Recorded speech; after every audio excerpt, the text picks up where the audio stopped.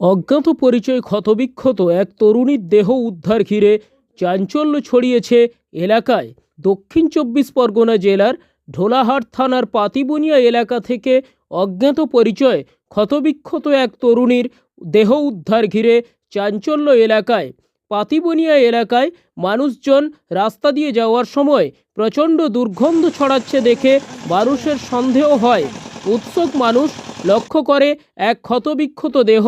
খবর যায় ঢোলাহাট থানায়। তড়িঘড়ি পুলিশ ঘটনাস্থলে এসে মৃতদেহ উদ্ধার করে কাকদ্বীপ মর্গে ময়নাতদন্তের জন্য পাঠানো হয়। এখনও পর্যন্ত ওই মহিলার কোনো পরিচয় জানা যায়নি।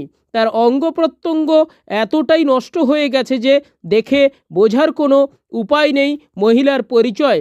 পুলিশ ইতিমধ্যে বিভিন্ন থানায় খোঁজখবর নিয়ে কোনো নিখোঁজ মহিলা আছে কিনা তার তদন্ত শুরু করেছে।